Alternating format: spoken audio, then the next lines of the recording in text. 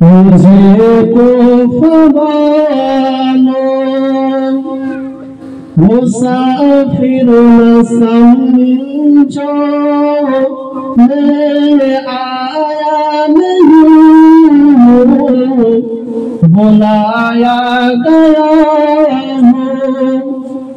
मुझे को फवालो मुसाफिर न समझो, मैं आया नहीं हूँ बुलाया गया हूँ।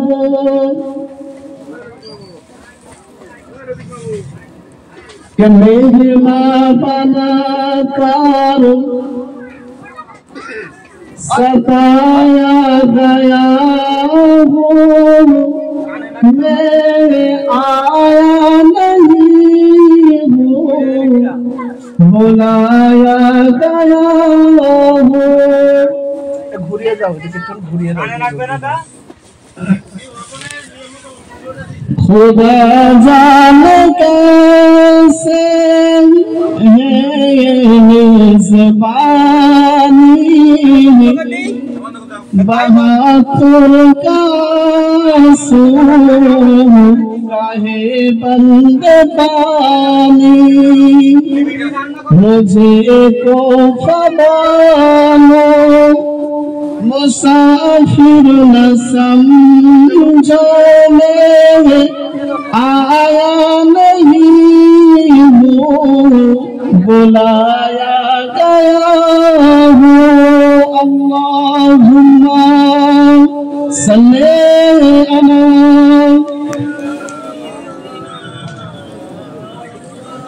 व अला आलि सय्यिदिना मौलाना मुहम्मद। समस्त प्रशंसा तारीख से महान अल्लाह ताआला दरबार যে আল্লাহ রাব্বুল আলামিন আজকে পবিত্র এই কালমা খানির মজলিসে আসার বসার তৌফিক দান করেছেন। সে আল্লাহ পাকের দরবারে লাখ কোটি শুকরিয়া জ্ঞাপন করি, সকলেই পড়ি আলহামদুলিল্লাহ।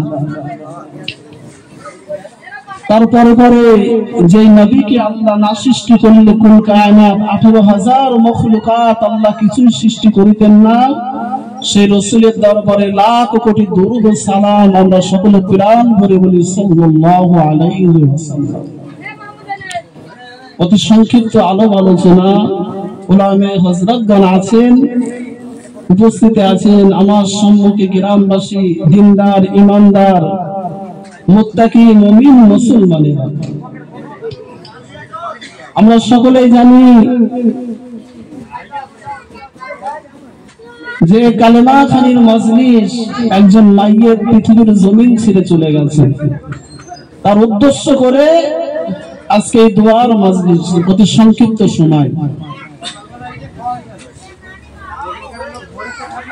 তো আল্লাহ পাক রব্বুল আলামিন আমাদেরকে পাঠিয়েছেন, বড় মহব্বত করেন, ভালোবাসেন।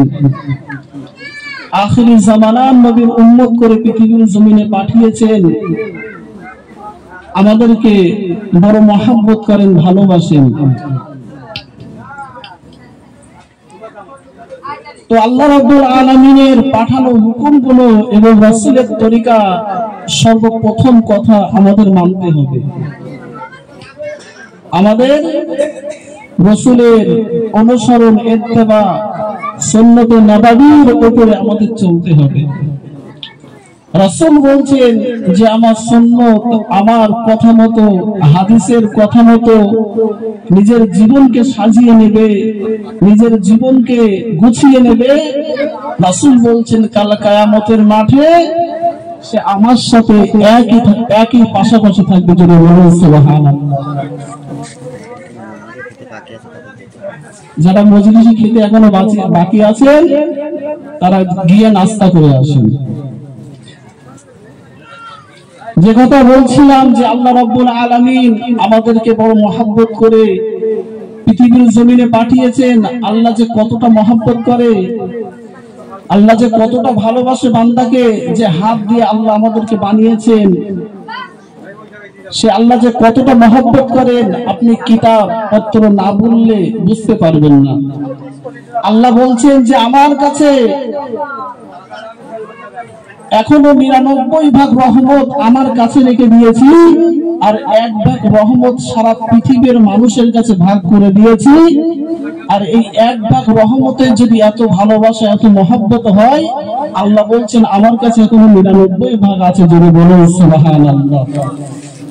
তাহলে আল্লাহ কতটা মহব্বত করে।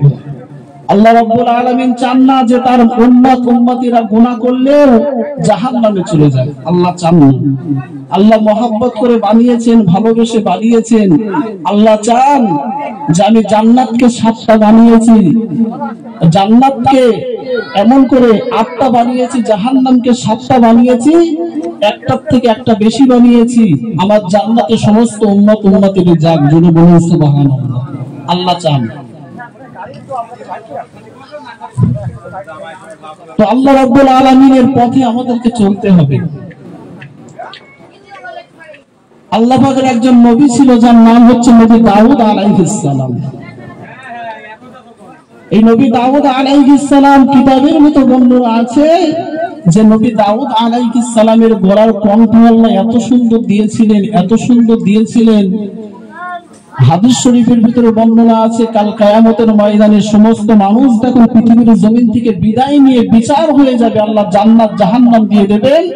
এই জান্নাতের মধ্যে নবী দাউদ আলাইহিস সালাম সর্বপ্রথম কোরআন তিলাওয়াত করবে। যদি বলুন সুবহানাল্লাহ। এত কণ্ঠ এত সুন্দর।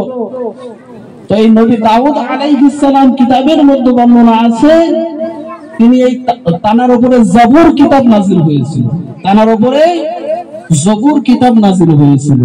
তিনি এই জবুর কিতাবটা এমন করে নদীর ধারে গিয়ে বসে বসে পড়তেন, খোলা আসমানের নিচে এমন করে আল্লাহকে সন্তুষ্ট করার জন্য জবুর কিতাবটা পড়তেন।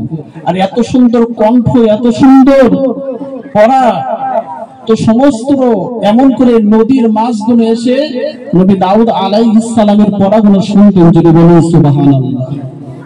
এটা কোথায়? বানি ইসরাইলে।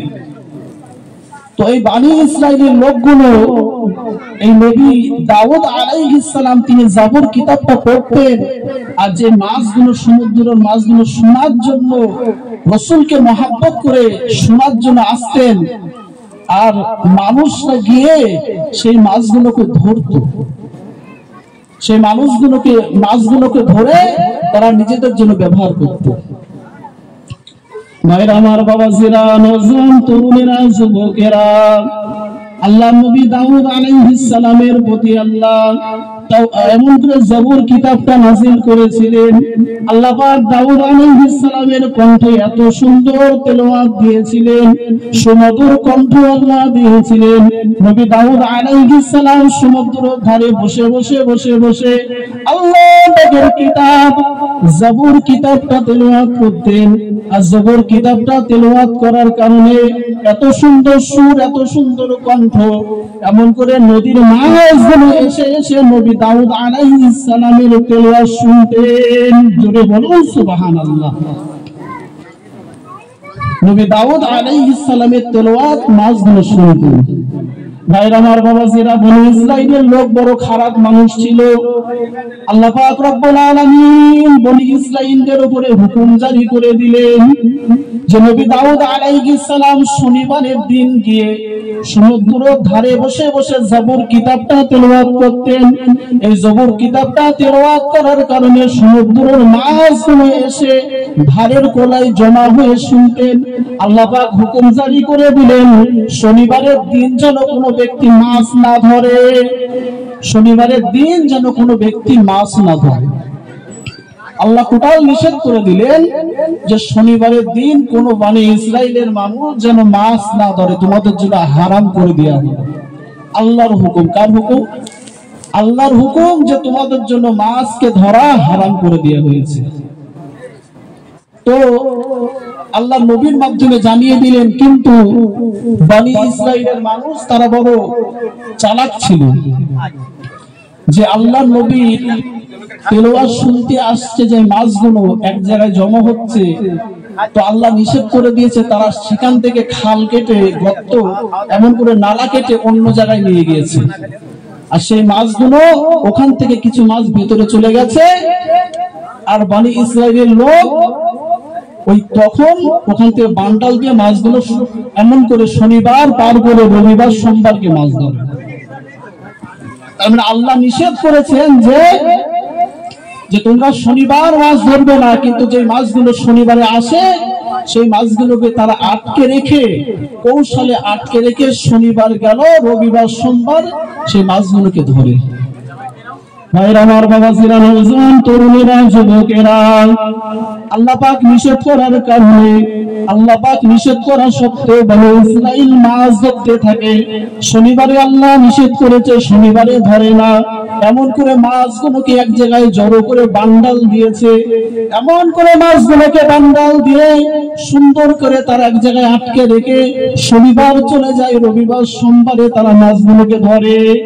আবার আল্লাহ নিষেধকে অমান্য করার কারণে, আল্লাহ নিষেধকে তারা অমান্য করেছে, অমান্য করার পরে আমার আল্লাহ তাদের উপরে নারাজ হয়ে গিয়েছে। আল্লাহ পাক তাদের উপরে নারাজ হয়ে গিয়ে আল্লাহ পাক পুরো জাতিকে বানরে পরিণত করে দিয়েছে। আল্লাহ পাক রব্বুল আলামিন নারাজ হয়ে গেলেন যে তোমাদেরকে নিষেধ করা হয়েছে শনিবারের দিন মাছ ধরবে না, আর তোমরা সেই মাছকে আটকে রেখে রবিবার সোমবার মাছ ধরছো। আল্লাহ নারাজ হয়ে গেলেন, পুরো জাতিটা এমন করে পুরো জাতিকে আল্লাহ বানরে পরিণত করে দিলেন। যদি বলুন নাউজুবিল্লাহ। তো আল্লাহ পাক যখন বানরে পরিণত করে দিলেন, তো কিতাবের মধ্যে বর্ণনা আছে ওই যে সমাজে পুরো সমাজকে বানরে পরিণত করে দেওয়া হয়েছে, ওর মধ্যে ভালো মানুষ ছিল, তাদের মুখেও দাড়ি ছিল, তারাও জুব্বা পরত, এমন করে তারাও নামাজ পড়তো, কিন্তু তারা লোভে পড়ে গিয়েছিল। তারা লোভে পড়ে গিয়ে তারা এই ভুলটা করার কারণে আল্লাহ পুরো জাতিকে এমন করে পুরো জাতিকে অবলা যন্ত্র বানিয়ে দিয়েছিলেন। আর আমরা হলাম উম্মতে মুহাম্মদে, আল্লাহ আমাদেরকে ভালোবাসে না বাসে না। আজ পর্যন্ত শুনেছেন যে কোনো মানুষ আমরা এত অন্যায়, এত অনাচার, এত কিছু করে যাচ্ছি, কিন্তু জীবনে শুনেছেন জবানে মিথ্যে কথা বলার জন্য তার জবানটা বন্ধ হয়ে গিয়েছে? যে এমন করে সুদ খায়, সেই ব্যক্তি সুদের কারণে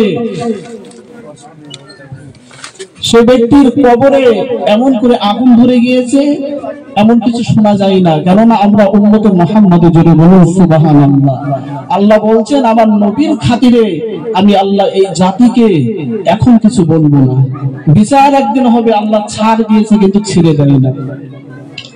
আল্লাহ বলছেন আমি ছাড় দিয়েছি কিন্তু ছেড়ে দেবো না, একদিন আমি আল্লাহ ধরবো, কিন্তু যখন ধরবো আমি আল্লাহ তখন দেখিয়ে দেবো যে আমি আল্লাহ কি করতে পারি। আমতাজুল ইয়াউমা আইয়ুহাল মুসলিমুন, আল্লাহ বলছেন একদিন আমার রাজত্ব থাকবে, যেখানে পাই ফামাইয়া আমাল মিসকালা যাররাতিন খায়রান ইয়ারা ওয়া মাইয়া আমাল মিসকালা যাররাতিন শাররান ইয়ারা।